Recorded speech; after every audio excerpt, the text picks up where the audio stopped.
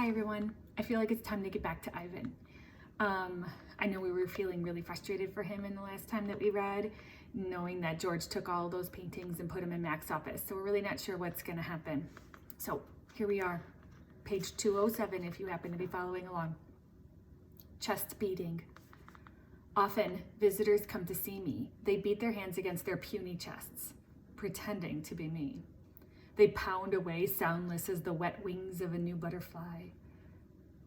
The chest beating of a mad gorilla is not something you ever want to hear, not even if you're wearing earplugs, not even if you're 3 miles away wearing earplugs.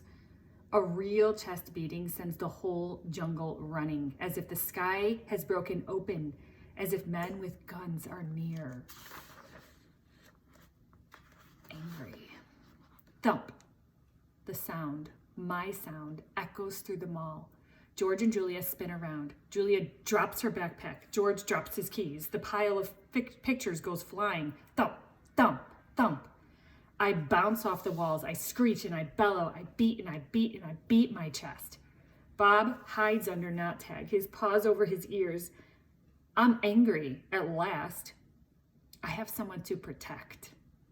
So I can see that Ivan is giving us that really loud, scary sound because he's angry. This is how he's expressing his emotions, his feelings about what's happening right now. Puzzle pieces. After a long while, I grow quiet. I sit. It's hard work being angry. Julia looks at me with wide, disbelieving eyes. I'm panting. I'm a little out of shape. What the heck was that? George demands. Something's really wrong, Julia says. I've never seen Ivan act this way. He seems to be calming down, thank goodness, George says. Julia shakes her head. He's still upset, Dad. Look at his eyes. My pictures are scattered all over the floor, like huge autumn leaves. What a mess, George says, sighing. Wish I hadn't bothered sweeping tonight. Do you think Ivan's okay? Julia asks. Probably just a temper tantrum, George says. He reaches under a chair to retrieve a brown and red picture. Can't say I blame the guy, stuck in that tiny cage all these years. Julia starts to answer, but then she freezes. She cocks her head. She stares at her feet, where my pictures lie in disarray. Dad, she whispers, come see this. I'm sure he's another Rembrandt, George says. Let's pick these up and get going, Jules. I'm exhausted. Dad, she says again, seriously, look at this. George follows her gaze. I see blobs, many, many blobs, along with an occasional swirl. Please, can we go home now? No, that's an H, Dad. Julia leans down, strengthening one picture and then another. There's an H. And here, she grabs more pictures. Put this one here, and I don't know, maybe that one. You have an E. George rubs his eyes. I hold my breath. Oh my gosh, did you figure it out? Julia is running now. She picks up one picture, sets another. It's like a puzzle, Dad. This is something. It's a word. Maybe words? And a picture of something. Giant picture. Jules, George says. This is crazy. But he's looking at the floor too, wondering from picture to picture and scratching his head. Like, H, Julia says. E. O? Oh? Julia lowers her lips. H-E-O. And that looks like a lot like an I. H-E-O-I.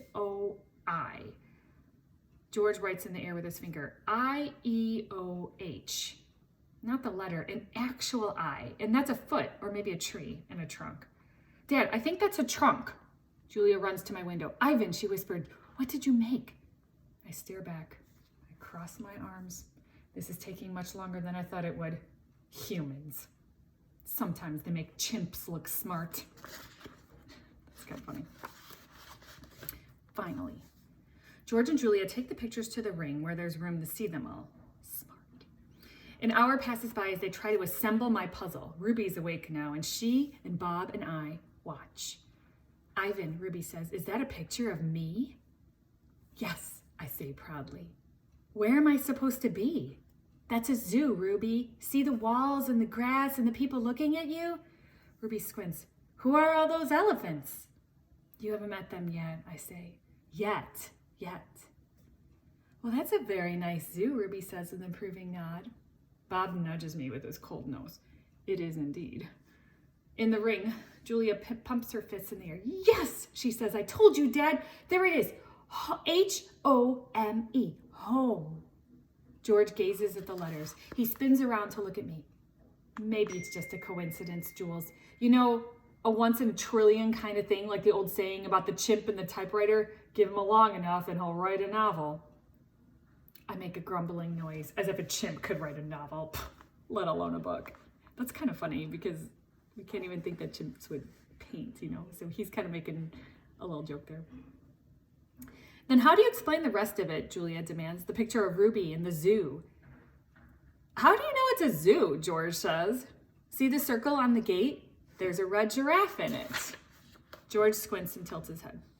Are you sure that's a giraffe? I was thinking more along the lines of a deformed cat. It's the logo for the zoo, Dad. It's on all their signs. Explain that. George gives her a helpless smile. I can't begin to. I'm just saying there has to be a logical explanation. Look how big this is. Julia puts the last piece of Ruby's right ear into place. It's huge. It's definitely large, George agrees. Julia watches me. She chews on her thumbnail. I see the question in her eyes. She turns back to the paintings and stares at them, looking, truly looking. A slow smile dawns on Julia's face. Dad, she says, I have an idea, a big idea. Julia races around the edge of my painting, her arms spread wide. Billboard, big. I'm not following you. I think this is meant to be on a billboard. That's what Ivan wants. George crosses his arms over his chest. What Ivan wants, he repeats slowly. And you know this because you two have been chatting? Because I'm an artist and he's an artist. Says George. Julia clasps her hands together. Come on, Dad, I'm begging you. George shakes his head. No, I'm not doing that. No billboard. No way. I'll get the ladder, Julia says. You get the glue. I know it's dark out, but the billboard's lit. Mac'll fire me, Jules. Julia considers. But think of the publicity, Dad. Everybody will know about Ruby.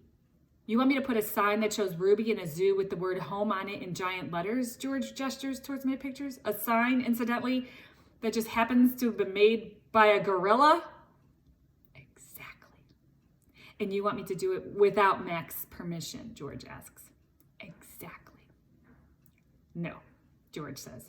No way. Julia goes to the edge of the ring, careful not to step on any of my paintings. She picks up Mac's claw stick. She walks back and hands it to her father. George runs a finger along the blade. She's just a baby, Dad. Don't you want to help her? But how would this help, Jules? Even if lots of people see Ivan's sign, doesn't mean anything's going to change. I'm not exactly sure yet, Julia shakes her head.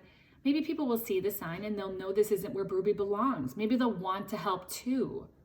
George sighs. He looks at Ruby. She waves her trunk. It's a matter of principle, Dad. Principal. L-E, George corrects. Dad, Julia says softly, what if Ruby ends up like Stella? George looks at me, at Ruby, at Julia. He drops the claw stick. The ladder, he says quietly, is in the storage locker. And we're gonna stop there. So that's kind of exciting. I kind of love that Julia has this sort of connection with Ivan and how she's like putting this puzzle together. Although you guys know I love puzzles, so you know that's why it's gonna love it. So tell me what you think. Comment down below. All right, bye.